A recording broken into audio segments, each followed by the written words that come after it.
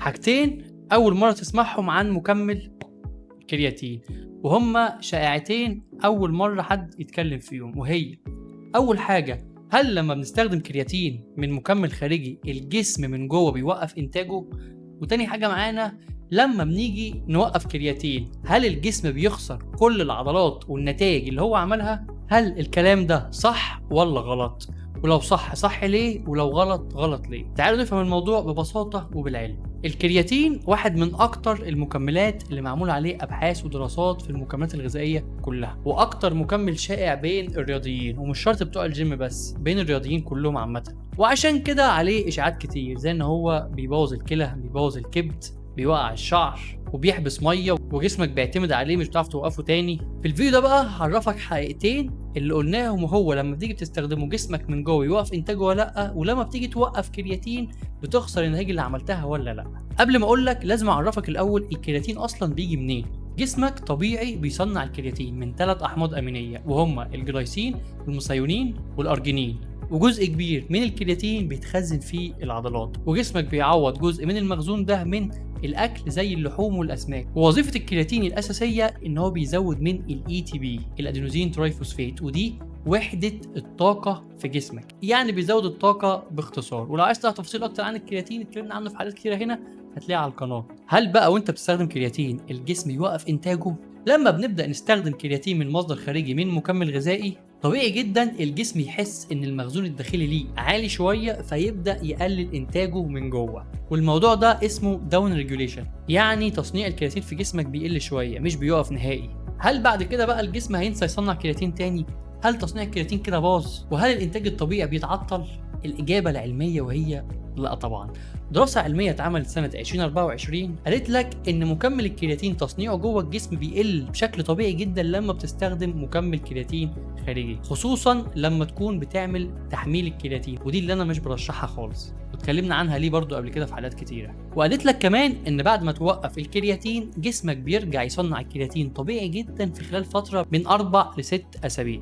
يعني موضوع الكرياتين مش زي مثلا الهرمونات أو الاسترويد، أو مثلا الكرياتين بيوقف باسوي معين، أو بيكسر محور هرموني معين، او بيقفل غدد وبيوقف تصنيع غدد. مفيش الكلام ده. هو ببساطه بيزود مخزون الكرياتين، فالجسم طبيعي بيقلل تصنيعه، ولما بتيجي توقفه التصنيع بيرجع تاني طبيعي من 4 ل 6 اسابيع. وهديك مثال بسيط عشان نفهم مع بعض. تخيل عندك تانك ميه وفي موتور بيملى التانك ده بالميه اول باول. لو تانك الميه ده مليان جدا، الموتور طبيعي هيقلل شويه ضخ الميه جوه التانك، بل وممكن يقف ويهدى شويه عشان التانك مليان على اخره. لكن هل الموتور اتحرق؟ هل الموتور باظ؟ لا، شغال عادي جدا، بس هو مهدي الدنيا عشان اوريدي التانك مليان. اول بقى ما الميه في التانك تقل، الموتور بيرجع يشتغل تاني يزود الميه جوه التانك. نفس الفكره في الكرياتين بالظبط، طالما المخزون عالي التصنيع بيقل بالتدريج، ولما بتوقف المكمل المخزون بيقل تدريجيا، بالتالي التصنيع بيرجع تاني زي ما قلنا خلال الفتره اللي قلنا عليها. وده اللي ياخدنا للنقطه الثانيه، هل لما بنيجي نوقف كرياتين بنخسر كل النتائج اللي عملناها وبنفقد كل العضلات اللي كوناها؟ الموضوع ده بيفكرني بالظبط زي اللي بيقول انا مش هنزل اتمرن ومش هروح الجيم عشان لو وقفت تمرين اخسر النتائج اللي انا عملتها. نفس الفكره بالظبط. هنا لازم نفرق بين 3 حاجات مهمه جدا في الموضوع ده عشان نفهمه كويس. رقم 1 وزن الميه في الجسم، تاني حاجه الاداء والقوه، تالت حاجه العضل الحقيقي والعضل الصافي في الجسم. لما بتبدا تستخدم كرياتين وزنك ممكن يزيد، ممكن كيلو تقريبا، اكتر حاجه بسيطه او اقل حاجه بسيطه، وده لان الكرياتين بيزود من احتباس الميه جوه العضلات، ودي حاجه حلوه جدا لانها بتدي شكل العضله، بتخليها منفوخه اكتر.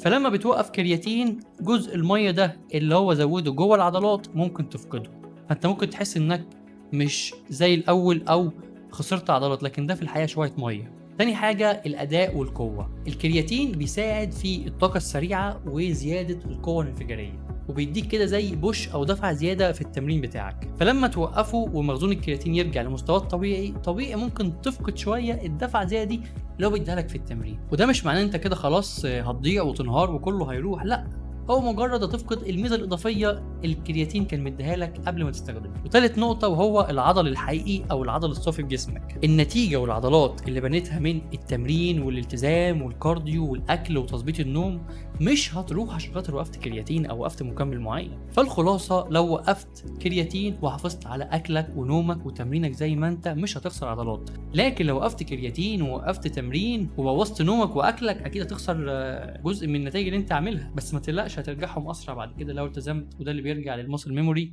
ممكن نبقى نعمل عنه حلقه بعد كده. الاهم بقى من كل ده انك يكون الكرياتين اللي انت جايبه اصلي مش مضروب، لان للاسف بنشوف حاجات كتير في السوق مضروبه ومش مظبوطه ومش بتعرف تفرقها من بره بين الحاجه الاصليه، بيبقى صعب جدا. فلو عاوز تشتري كرياتين او اي مكمل غذائي من مكان موثوق وبيتراجع كويس من دكاتره وكباتن متخصصين، اكيد جه في بالك دلوقتي دكتور فيت ستور. برافو عليك. هتلاقوا لينك الويب سايت في الديسكريبشن تحت، في كود خصم دكتور فيت 5 هيديك خصم اضافي على الاوردر. انا لو مكانك الصراحه ما كنتش هطلع بره دكتور فيت ستور. وما تنساش جيت فيت وذ دكتور فيت. استنوا الحلقات الجايه.